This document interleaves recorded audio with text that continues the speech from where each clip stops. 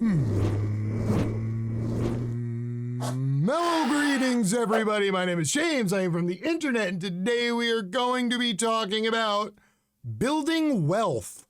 Now, for the better part of the last century, the financial industry, aka financiers, aka capitalists, aka the people whose very livelihood and industry solely exists because it profits off of financial transactions and the loaning and lending of money, has been telling the working class, the working poor, the people who don't have a lot of capital, that the best way to accrue capital to become financially secure and viable is to take your money that you earn from working for somebody else and invest it in either real estate or the stock market, because these are the two ways to accumulate wealth. Also, all of the wealthy people, the financiers and the capitalists, are the ones who own the majority of the stocks and the property and the homes to begin with, so as everybody else buys in to investments that they have already held since time immemorial, well then everybody else's investment just serves to further buoy their own investments. And thus, we have continued down this path. Now, of course, every 10 to 20 years or so, we have a huge financial collapse. And what happens is all the people closest to the margin who listen to the wealthy financiers, invested all of their money into real estate and stock markets, go belly up because they're the ones closest to the margin. And when the bust hits, well, they don't have the money to cover their losses. Ergo, they are forced to sell off their equity, i.e. their stocks or their homes, for pennies on the dollar. And it is at that point that the wealthy financiers buy it all up, and we continue and we do this ad nauseum with the continued ratcheting effect. And it has led us to where we are today. So, what I would like to do is take a little look at a snapshot, a moment in time, of how financial markets look right now, today, thanks to the last 100 years of ratcheting and the last 2 years of bailout economic policy. All right, y'all might want to buckle up because, as usual, this is going to be angering. Here we go. The wealthiest 10% of Americans own a record 89% of all U.S. stocks. Damn, that is a staggering number. And yes, while it was always the fact that the wealthy owned a lot of the stocks, the percentage has never nearly been that high. The reason being because back in the day, corporations used to offer employees pensions as part of their hiring, benefit, and/or retiring packages. Essentially, businesses would put in a little bit of money every month into a pot, and that pot would go into a large investment fund solely for its workers after it retired so that they would get a weekly pension check. And of course, since capitalism is further ratcheting it up and extracting profit is the sole thing that matters now to corporations, well, they've all stopped offering these pension packages. And so, stocks are no longer owned by large groups of middle class or working class people via a pension.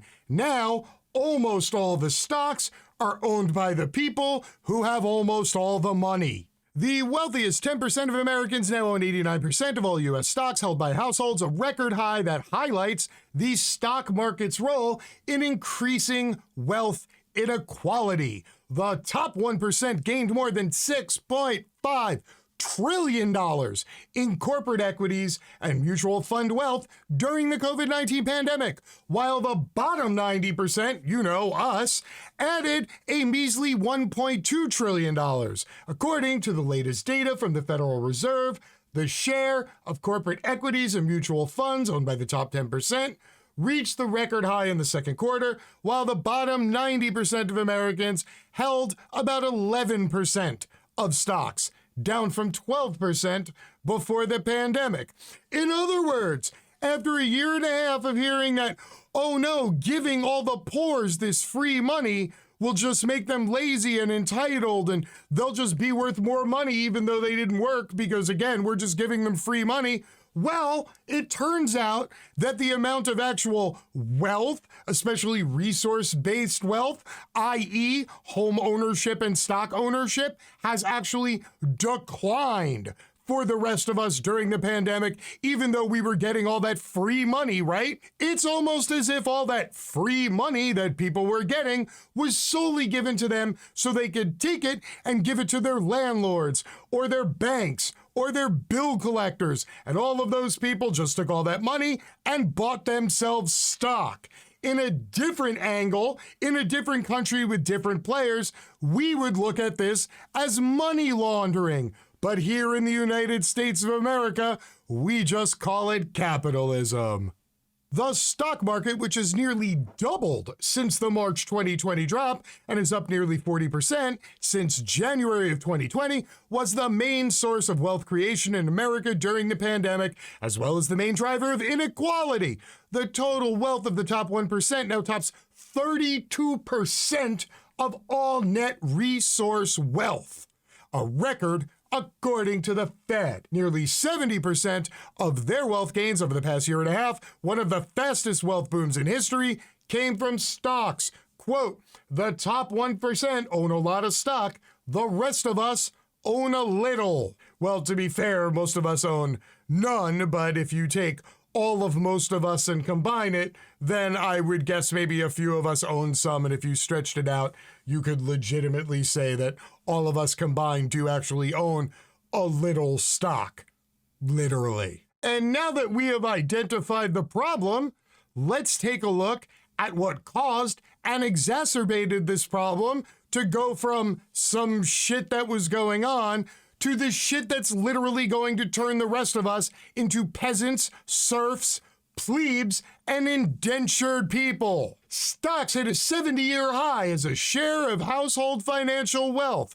Of course, that financial wealth is owned by very few people. Again, 90% of people only own 10% of all the stocks. You know, the stocks that are at a 70-year high as a share of household financial wealth. And of course, a lot of that drive in stock price and stock acquisition was driven by public companies getting PPP loans from the Trump administration, which are supposedly to pay their employees during the pandemic, but instead, and I know this one's going to be a shocker for you, they took all the money, bought back their own stock, drove up their stock price, paid dividends to their shareholders, and then got the loans forgiven by the federal government anyway.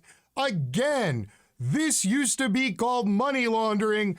Now we just call it capitalism. The taxpayer-backed PPP low-interest forgivable small loans were mostly designed to pay employees during the early stages of the COVID-19 pandemic. Under the rules of the Small Business Administration, these loans could also be used to pay mortgage interest, leases, or utility bills, because we were trying to keep small businesses from closing. Of course, the second they offered up that money, guess who applied for all of it? The people who knew the loans were coming out. The people who got advance notice on how to fill out the loan applications and how to get them properly processed first, i.e. the people who already had enough resources to find out all that shit in the first place. For example, CRH Medical Group, a Canadian-based medical supply company with American subsidiaries, received a $2.9 million PPP loan to support its employees. Quote, given the economic uncertainties that CRH and the healthcare industry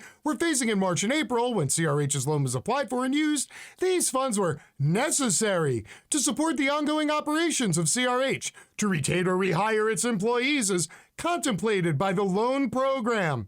However, since that time, CRH has made 5 acquisitions, i.e. they bought out 5 other companies and absorbed them into their own company, and bought back almost $230,000 of its own shares in the second quarter alone. The CHR spokesperson said that the stock repurchases were a previously planned automatic stock buyback that had been postponed in the early weeks of the pandemic. Oh, wow, that's mighty convenient. Yeah. We were totally planning on buying back all that stock with all that money that we didn't have. But thanks to you, we got the money to do it. But no, we didn't do it because you gave us money. Stop me if any of this seems even remotely fucking plausible or believable. Another company, RCI Hospitality Holdings, which operates nightclubs and adult entertainment centers, received a $4.2 million PPP loan, but it has since paid out $273,000 in dividends to its shareholders.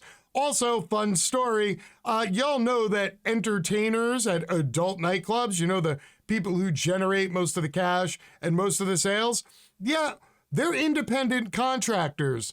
They're not employees. They don't get benefits. They don't even get paychecks. They work for tips and a small flat base amount, and then they have to pay a portion of their tips to the company who gave them the venue and the opportunity to sell their wares in the first place. But hey, don't worry, the shareholders got theirs. And of course, let us not forget that companies backed by private equity firms got $5 billion out of the $2 trillion in federal COVID relief funds, i.e., companies that had large-scale investors with access to a shit ton of their own money. And if you've watched any videos on this channel before, I've said it before and I will say it again, the wealthy do not get wealthy and stay wealthy by spending their own money. They do so by spending your money. In mid-April 2020, as COVID cratered the U.S. economy, coal producer Ramaco Resources of Lexington, Kentucky, turned to taxpayers for help. A company filing shows it received $8.44 million under the Paycheck Protection Program, one of the larger such loans provided in that government assistance effort authorized under the CARES Act legislation. PPP loans were aimed at companies that didn't have access to other funding, such as money potentially available in stock or bond markets, or from well-heeled backers. Ramaco appeared to have both. Its shares are publicly traded on the NASDAQ, and it has backing from two prosperous private equity firms, Yorktown Partners of New York City and Energy Capital Partners of Summit, New Jersey. Together, those two firms, neither of which are in Kentucky, hold 57% of their stock. Tracking where all this money went is a challenge, but a comprehensive new report on CARES Act funding estimates that companies like Ramaco, backed by wealthy investment firms in the private equity industry, received at least $5 billion. At the time these companies received the government funding, they're large private equity owners, a group of more than 100 firms that includes Energy Capital Partners, Apollo Global Management, and Ares Management Corp., held $900 billion in uninvested cash. You know why? Because they sat on it and waited until the government took our money and then gave our money to them, because the wealthy don't get wealthy spending their own money. They get wealthy spending your money. Some of the $1.2 billion of PPP and economic injury disaster loan pandemic relief money earmarked for small businesses went to companies backed by these large and well-funded private equity firms, according to a data analysis. Some private equity-backed companies took that federal CARES Act funding and are now yielding significant profits for their investors. In March, DuPage Medical Group, a physician practice company in Chicago, paid its investors a $209 million dividend after receiving $80 million in non-PPP funding from taxpayers last year.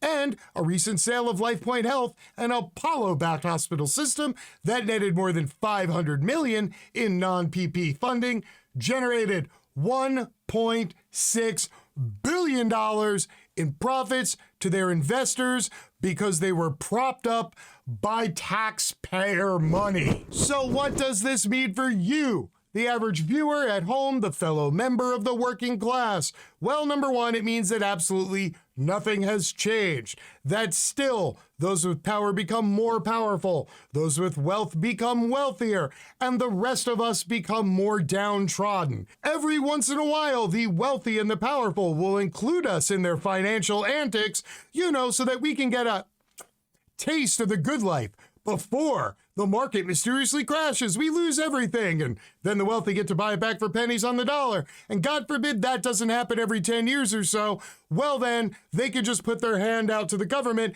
and say, could I have more, please? More, sir, more.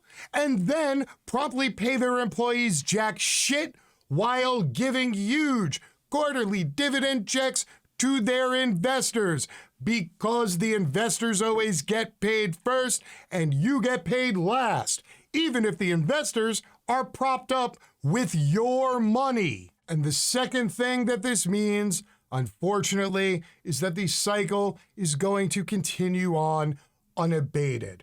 I am not holding my breath, waiting for people in government to somehow curtail the government, to stop the government from taking money from the working class and then using their power as a government to give it to their wealthy friends who then fund their campaigns. I have zero faith in that happening. So as always, I am going to remind all of you that people in DC are not going to come save you and bail you out unless you are a corporation. So you had better start networking with community action and mutual aid groups. You might as well take care of your family and each other, because I can promise you, none of the powerful, none of the wealthy, and none of the capitalists are going to do it for you. Look out for each other, everybody. You're all that you've got.